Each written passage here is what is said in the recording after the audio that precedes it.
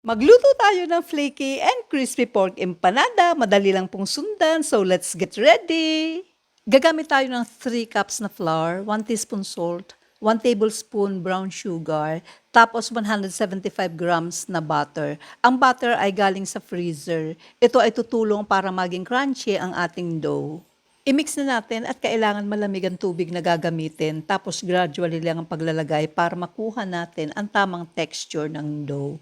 Kapag na-mix na natin ng mabuti at wala ng buo-buong butter, i-roll natin sa bowl shape and cover ng cling wrap. Tapos ilagay natin sa freezer at least 30 minutes. Habang pinapalamig natin ang dough, magisa na tayo ng filling. Lutuin natin sa konting oil ang patatas at carrot until slightly brown. Set aside muna natin. And then isaute ang onion and garlic until aroma comes out. Isiso natin ng salt and ground black pepper. Then next nang ilagay ang ground pork. Mix very well. After ilang seconds, timplahan ng paprika, oyster sauce according to your taste. Mix very well. Ibalik na ang patatas at carrots, cook few minutes, tapos ilagay na natin yung bell pepper, timplahan ng seasoning, optional, cook few seconds, set aside, and let it cool. After 30 minutes, hiwain na natin ang dough according sa laki na gusto nyo, pero yung sa akin ay 10 pieces kaya malalaki.